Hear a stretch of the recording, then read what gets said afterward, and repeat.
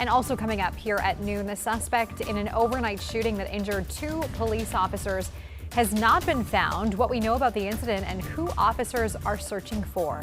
And Portland Fire issue a warning after multiple fires across the metro were sparked by attempts to stay warm. Plus, just to wake up one morning and someone you love, they're gone, and with no sign, no trace. lawmakers in Washington consider a bill aimed at protecting adults with cognitive or developmental disabilities. And later, the new team patrolling the streets of Salem with the goal of reducing strain on first responders. Your News at Noon starts now.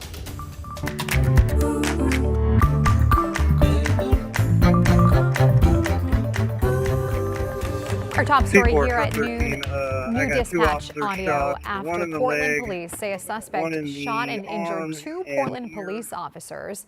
That suspect is still at large after an overnight search. Police believe he is armed with a knife and a handgun. Thanks for joining us. I'm Stephanie Domerat. Now, police blocked off an area just east of the Lloyd Center and north of I-84 for hours while they search for the suspect. Reporter Thomas Schultz joins us live from Northeast Portland. Now, Thomas, what do we know about about what happened? Yeah, well, Stephanie, police say this is still an active investigation. And look, this morning, more than 80 police units were actively searching for this suspect for hours, dating from last night into about 4:30 this morning before clearing the scene here in Northeast Portland. Still, it led to a lot of precaution, not only from police officers, but other agencies who responded as well. 13 copy. And all companies from C4 on this incident. Subject is at large. Please don your ballistic vests and helmets. Now here's a couple photos of the suspect released by Portland police. Police say he is a white man in his mid-30s with a beard. Overnight, they say he was wearing a black baseball hat and black jacket over a gray hooded sweatshirt. They say around 8:20 last night, Portland police officers responded to Northeast 21st Avenue and Northeast Clackamas Street after a report of a threat with a weapon. That's when police say the suspect shot 2 officers. Last night, Bob Day told us he's thankful his officers are stable.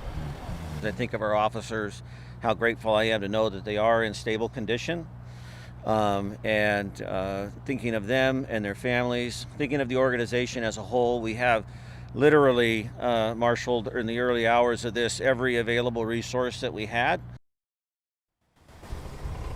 Now, all indications appear to show that one, if not both of those officers are at Legacy Emmanuel Hospital in Northeast Portland.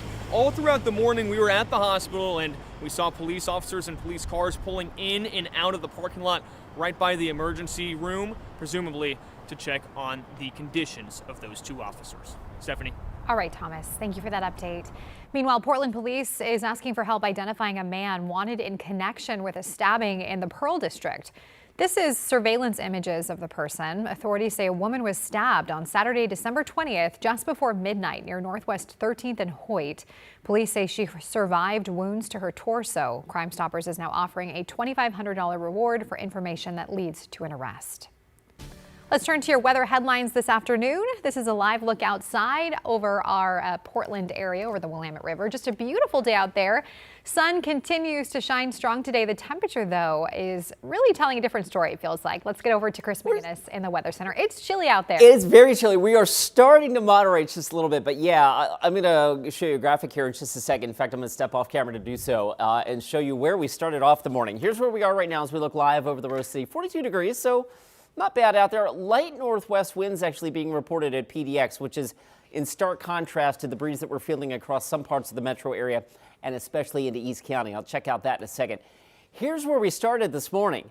Every one of these readings on here, Vancouver, Scappoose, Hillsborough, Salem, PDX, all the coldest numbers that we've seen since February 12th of last year. So yes, it was a cold morning. PDX started off at 26. Vancouver 23. Will probably be back in similar territory again tomorrow morning. As for the breeze, why am I showing you an ODOT camera on Interstate 84? It's because it is being knocked around by a gusty east breeze in Troutdale. At last check, Corbett gusting to 70 miles an hour in the 11 o'clock hour this morning. That wind gust will continue to be out of the east, impacting east parts of the county and throughout the East Metro here for at least the rest of today. This afternoon, breezy with temperatures inching into the upper 40s. Breezy tonight. Sunset, by the way, 5 o'clock. Our first 5 o'clock sunset since early December. So turning a corner in terms of daylight. Your full forecast coming up after the break. Sounds good to me, Chris. Thank you. We'll see you then. And as we see colder nights outside, fire crews in Portland are warning about the dangers of space heaters after they have sparked multiple fires in just the last 2 weeks. Devin Haskins has the details. Just before 5 o'clock Monday morning, a fire at a Southwest Portland apartment in the second-floor bedroom. Investigators say a space heater was to blame. You got to make sure that when you're using those space heaters that you have the area in front of that space heater completely clear of any combustible material. Portland Fire says this was not an isolated incident. In just the last week, crews have responded to 3 space heater fires. Just a week ago, a 64-year-old woman died in a home in the northeast Piedmont neighborhood. Investigators believe an extension cord connected to a space heater caused it. As temperatures drop, people often turn to space heaters. And fire officials say the number of fires go up, particularly between December and February. We see that increased in the space heater use or the outside warming fires that unfortunately extend to something and we respond. And it's not just what's happening inside homes. As cold weather sets in, warming fires outside are becoming more common, especially for those living outside. Portland Fire says those fires create a difficult balance because while some may start small, they can also spread quickly. That's why the Bureau recently changed how it handles low-risk warming fires, now looking at each situation case by case, weighing the immediate danger while also trying to connect people with shelter and resources. If that fire poses a risk to anything, a structure, a vehicle, vegetation, we're going to extinguish that. That was put into action early Sunday morning in the Lloyd district when a warming fire at a homeless camp outside a Red Robin restaurant spread to the restaurant itself. Fire officials say simply putting a low-risk fire out isn't always the best solution because it can push people into more hidden spaces. We have found that if we just extinguish these fires, those people end up going to alleys and next to buildings like the Red Robin, inside their tent, and we have injuries and deaths as a result of these fires. So we're really trying to manage a very, very changing landscape. Well, that was Devin Haskins reporting. A look at your national headlines this afternoon. After a year of continuous outbreaks, the U.S. is at risk of losing its measles elimination status. Today marks 1 year since the largest measles outbreak in the U.S. in decades started in West Texas. Since then, more than 2,200 cases were reported in 2025, with some large outbreaks still growing. This spring, a formal international review will determine if the U.S. should keep its measles elimination status. A new study shows parents need to earn about $400,000 per year to comfortably afford childcare for 2 kids. That's according to research from LendingTree. Federal guidelines say childcare is considered affordable when it does not cost more than 7% of the household income. The average costs for care of an infant and a 4-year-old are about $28,000 a year.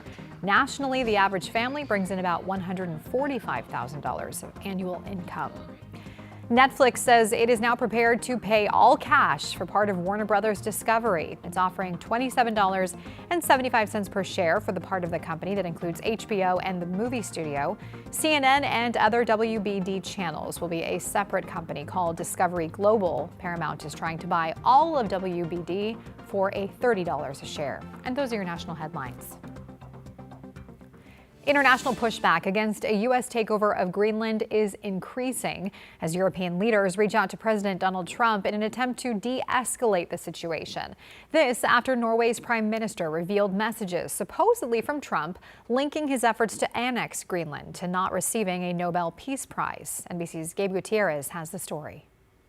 Overnight, tensions ramping up over Greenland after President Trump attended college football's national championship game in Miami with his family. The president saying he'll tell European leaders America aims to take over the territory, which is currently controlled by Denmark. Look, we have to have it. They have to have this done. The president later posting an image of him planting a flag on the Arctic island. But Europe's been pushing back, with more Danish troops arriving in Greenland. We see this as unnecessary and irresponsible. And the office of French President Emmanuel Macron confirming he sent a text message to Trump, which the president also posted. Macron writing that the two are aligned on issues like Syria and Iran, but, quote, I do not understand what you are doing on Greenland. The president has framed his long-standing interest on the territory of 57,000 people around defense. If we don't have it, we have a big hole in national security. Saying it's a gateway to threats from Russia and China, which Denmark and others deny. Greenland is also rich in resources, including rare earth minerals that are used in electronics and high-tech manufacturing, including the AI boom. All of those fields part of a growing race between the U.S. and China, though Trump has said he's interested in security, not minerals. Other European leaders also reaching out to the president. In a remarkable disclosure, Norway's prime minister revealing he sent a text message to Trump, asking for a phone call and saying we should all work to take this down and de-escalate. Norway says the president responded, considering your country decided not to give me the Nobel Peace Prize for having stopped 8 wars plus, I no longer feel an obligation to think purely of peace. He's very preoccupied with the Nobel Peace Prize, Norway's prime minister told reporters, adding the Nobel Committee selects the prize winners, not the Norwegian government.